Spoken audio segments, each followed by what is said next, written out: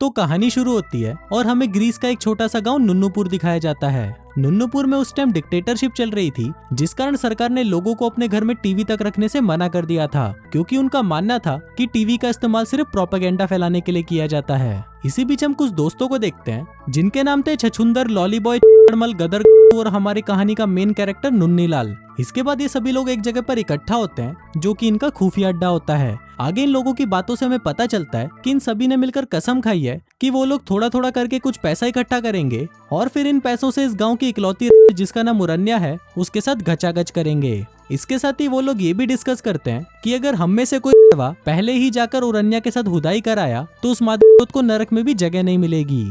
फिर अगले दिन हम नुन्नीलाल को देखते हैं जो कि चुलबुली नाम की एक लड़की की गोद में लेटा होता है। ये दोनों अक्सर ही साथ लेटकर तारों के बारे में बातें किया करते थे और नुन्नीलाल इसे कभी कभी घचाघच की कहानियां भी सुना दिया करता था, जिसके कारण इन दोनों में एक काफी अच्छा कनेक्शन बन चुका था। फिर अगले दिन हम गांव के एक आदमी को देखते हैं जो कि गांव में एक प्रोजेक्टर खरीद के लाता है। अब उस गांव के लोगों ने कभी भी ऐसी चीज देखी नहीं थी, इसलिए उसे देखने के लिए वहां पर गांव के लोगों की भीड़ लग जाती है। इसके बाद वो आदमी एक प्रीस्ट बुलाकर उस प्रोजेक्टर की पूजा करवाता है, जिसके बाद सभी आदमी मिलकर दारू पार्टी करते हैं, क्योंकि अब वो लोग बड़े पर्दे पर भी मियां खलीफा की पारिवारिक फिल्में देख पाएंगे। दूसरी तरफ हम नुन्नीलाल और उसके साथियों को देखते हैं जो कि अपने घर से थोड़े थोड़े पैसे चुराकर उरन्या के पास घचाघच मचाने आते हैं। इसके बाद हम वहाँ पर उरन्या को देखते हैं जो कि बहुत ही ज्यादा खूबसूरत दिख रही थी, पर क्योंकि इन चूजों के पास पैसे कम थे इसलिए उरन्या उन्हें वहाँ से भगा देती है। लेकिन इस बार वो लोग उसे पैसों के साथ एक ब्रेड का बड़ा टुकड़ा भी देते हैं, जिसके बाद उरन्या वहीं बैठकर उनको अपने बड़े संतरों और काली गुफा के दर्शन करवाती है,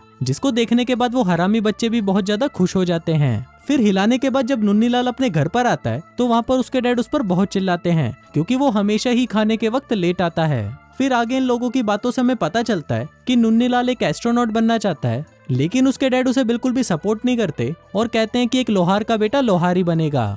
लेकिन वही नुन्नीलाल के दादा को ऐसा नहीं लगता और वो हमेशा ही नुन्नीलाल को सपोर्ट करते हैं। इसके साथ ही हम यहाँ पर ये भी देखते हैं कि नुन्नीलाल ड्राइंग बनाने में बहुत ही अच्छा है। इसके बाद रात को हम नुन्नीलाल और छछुंदर को देखते हैं जो कि एक घचाघच की फिल्म देखने सिनेमा हॉल में जाते हैं। वो लोग टिकट खरीदकर अंदर चले तो जाते हैं, लेकिन तभी सिनेमा हॉल का सिक्योरिटी गार्ड उनके पिछवाड़े पर लात मारकर उन्हें बाहर भगा देता है। लेकिन नुन्नीलाल को अभी भी वो फिल्म देखनी थी, इसलिए वो पीछे की दीवार से ऊपर चढ़ जाता है और वहाँ पर बैठकर मूवी देखने लगता है। लेकिन कुछ देर बाद वो संतरों और गुफाओं में इतना ज्यादा खो जाता है कि अचानक उसका पैर फिसलता है और वो सीधा आकर नीचे गिरता है, जिस वजह से उसके पैर पर चोट लग जाती है। फिर अगले सीन में हम नुन्नीलाल को एक हॉस्पिटल में देखते हैं जहाँ उसके पैर पर प्लास्टर चढ़ रहा था, क्योंकि गिरने की वजह से उसकी पैर की हड्डी टूट गई थी। आगे उस हॉस्पिटल का डॉक्टर नुन्नीलाल को बताता है कि नासा का अपोलो 11 मिशन सक्सेसफुल हो गया है और पहली बार कोई इंसान चांद पर कदम रखने वाला है। अब क्योंकि ये एक बहुत ही बड़ा इवेंट है, इसलिए इस चीज को टीवी पर भी दिखाया जाएगा। अभी जानकर नुन्नीलाल को बहुत बुरा लगता है,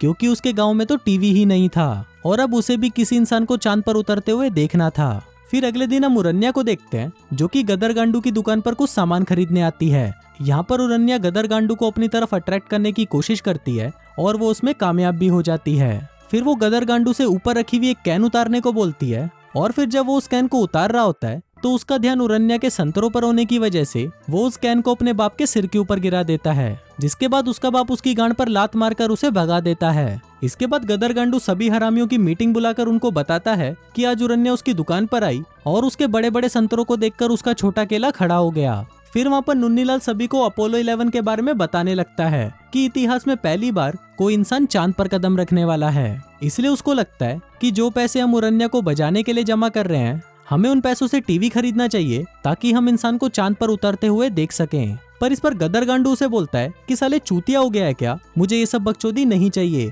मुझे तो सिर्फ उरन्या के साथ घचाघच करना है। अब क्योंकि गदर गांडू मान नहीं रहा था, इसलिए नुन्नीलाल सभी को वोट करने के लिए बोलता है। अब क्योंकि 5 चूतियों में से 3 चूतियों के वोट नुन्नीलाल को मिलते हैं, इसलिए सभी नुन्नीलाल की बात मान लेते हैं और वो लोग टीवी लाने के लिए पैसे जमा करना शुरू कर देते हैं। उधर गांव की सभी औरतों में भी ये बात फैल जाती है कि बच्चे मिलकर टीवी खरीदने के लिए पैसे जमा कर रहे हैं, इसलिए वो भी उनकी मदद करने के लिए तैयार हो जाती हैं। अब क्योंकि टीवी खरीदने के लिए बहुत ज्यादा पैसों की जरूरत थी, इसलिए वो पांचों हरामी गांव में एक नाटक दिखाते हैं, जिसके जरिए वो सभी गांव वालों को ये बताते हैं कि एक इंसान पहली बार चांद पर जाने वाला है और हम सभी को इस मूवमेंट को मिस नहीं करना चाहिए। उधर नाटक देखने उरन्या और चुलबुली भी वहाँ पर आती है और गदर गांडू तो उरन्या को देखकर देखता ही रह जाता है और वहीं नुन्नीलाल सिर्फ चुलबुली को ही देख रहा होता है, जिसको देखकर हम व्यूअर्स को पता चलता है कि ये गधे का बाल उरन्या को छोड़कर चुलबुली को पसंद करता है। फिर शो खत्म होने के बाद गांव वालों को उनका नाटक बहुत पसंद आता है, जिसके बदले वो उन्हें थोड़े पैसे भी दे देते हैं। इसके बाद जब वो सभी पैसों को गिनते हैं तो उन्हें पता चलता है कि उन्हें जितने पैसों की जरूरत है उसके आधे पैसे भी अभी तक जमा नहीं हो पाए। तभी चूतड़मल सभी को कंगाली नाम के एक भिखारी के बारे में बताता है और कहता है कि वो पहले सोने की खदान में काम किया करता था और गांव में ये अफवाह है कि उसके पास बहुत सारा सोना है, जिसको उसने अपने गधे पर बैठने वाली सीट में छुपा रखा है। अब ये सुनकर वो सभी हरामी कंगाली को दबोच लेते हैं और उसके गधे के सामने एक सुंदर सी गधी को लेकर आते हैं, जिसको देखकर गधा उसकी बजाने उसके पीछे चला जाता है। और अब इसी मौके का फायदा उठाकर चूतड़मल और उसके दोस्त उस गधे की सीट को चेक करने लगते हैं, लेकिन उन्हें वहाँ पर कोई भी सोना नहीं मिलता, जिस वजह से वो लोग निराश हो जाते हैं। इसके बाद मुन्नीलाल कंगाली को उसकी सीट सही करके दे देता है, जिसके बाद से उन दोनों में काफी अच्छी दोस्ती भी हो जाती है। फिर अगले दिन जब मुन्नीलाल एक ऑफिसर की पेंटिंग बना रहा था, तब उस ऑफिसर को एक कॉल आता है कि कुछ ही दिनों में यूएसए का वाइस प्रेसिडेंट उनके गाँव में आने वाला है। ये बात वहाँ पर मुन्नीलाल भी सुन लेता है और फिर घर आकर वो ये बात अपनी मॉम को बता देता है। वहीं इसकी मॉम इसे कुछ पैसे देती है, जो कि गांव की सभी औरतों ने टीवी के लिए इकट्ठा किए थे। इसके बाद मुन्नीलाल ये पैसे अपने दोस्तों को दिखाता है और अब टीवी खरीदने के लिए उन्हें सिर्फ कुछ ही पैसों की जरूरत थी। फिर अगले दिन जब सभी लड़के सिनेमा हॉल के बाहर खड़े थे, तभी उनके पास एक आदमी आता है और उनसे बात करने लगता है। वहीं बातों बातों में जब उस आदमी को पता चलता है कि ये लोग टीवी खरीदने के लिए पैसे जमा कर रहे हैं, तो वो उनको बचे हुए पैसे देने के लिए तैयार हो जाता है। बस बदले में उनको गाँव में ये खबर फैलानी होगी कि यूएसए का वाइस प्रेसिडेंट इस गाँव में आने वाला है। फिर रात को हम मुन्नीलाल को देखते हैं, जो कि चुलबुली को बता रहा होता है कि उन्होंने टीवी खरीदने के लिए पैसे जमा कर लिए हैं। फिर अगली सुबह हम मुन्नीलाल के बाप को उसकी माँ से झगड़ा करते हुए देखते हैं, क्योंकि मुन्नीलाल के बाप को अमेरिकन बिल्कुल भी पसंद नहीं थे, पर उसने अपने घर में ही उनके देश का झंडा लगा रखा था, जिस वजह से उसका बाप उसकी माँ से बहस करने लगता है। फिर कुछ दिन बाद पुलिस वाले मुन्नीलाल के घर पर आते हैं और उसके बाप को उठाकर अपने साथ ले जाते हैं, क्योंकि वो एक कम्युनिस्ट था और वो सरकार के खिलाफ था। इसके साथ ही वो लोग एक कॉफी शॉप के मालिक को भी पकड़ लेते हैं, क्योंकि वो भी एक कम्युनिस्ट था। लेकिन ये लोग इस गांव में काफी सालों से रह रहे थे, इसलिए पुलिस वाले उन दोनों को छोड़ देते हैं। अब इस इंसिडेंट की वजह से मुन्नीलाल के डैड काफी बदल जाते हैं और वो मुन्नीलाल के एस्ट्रोनॉट बनने के सपने को भी सपोर्ट करने लगते हैं।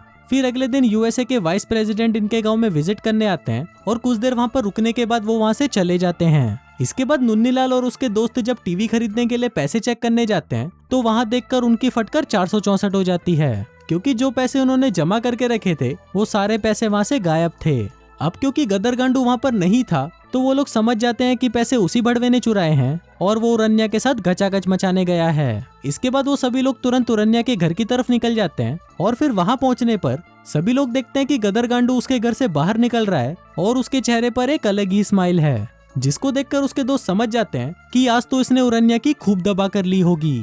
इसके बाद उरन्या खुद बाहर आती है और सभी को कहती है कि क्या तुम लोग मेरी लेना नहीं चाहते, जिसको सुनकर सभी हरामी भागते हुए उसके घर के अंदर चले जाते हैं। लेकिन मुन्नीलाल अंदर नहीं जाता और वो निराश होकर वहाँ से वापस चला जाता है। इसके बाद वो वहाँ पर चुलबुली को देखता है, जो अपने बॉयफ्रेंड के साथ ये गाँव छोड़कर जा रही होती है। अब ये देखकर मुन्नीलाल और भी ज्यादा दुखी हो जाता है और सोचता है कि जब किस्मत लोड़े लगाती है तो हर तरफ से लगाती है। लेकिन तभी वो वहाँ पर कंगाली को देखता है, जो शहर से टीवी लेकर गाँव की तरफ आ रहा था, जिसका मतलब उसके पास वो सोना सच में था। अब ये देखकर मुन्नीलाल बहुत खुश होता है और कंगाली के साथ वापस गाँव आ जाता है। इसके बाद गांव में सभी लोग मिलकर टीवी चालू करने की कोशिश करते हैं, लेकिन वो चालू ही नहीं होता। अब ये देखकर मुन्नीलाल फिर से दुखी हो जाता है और सोचने लगता है कि वो मून लैंडिंग कभी भी देख नहीं पाएगा। लेकिन तभी छछुंदर टीवी का एंटीना लेकर आता है, जिसको लगाते ही टीवी चालू हो जाता है और फाइनली ये चूतिया लड़का उरन्या जैसी हसीना को छोड़कर ये बोरिंग सी मून लैंडिंग देखकर खुश हो जाता है। और इसी के साथ ही ये फिल्म यहीं खत्म हो जाती है।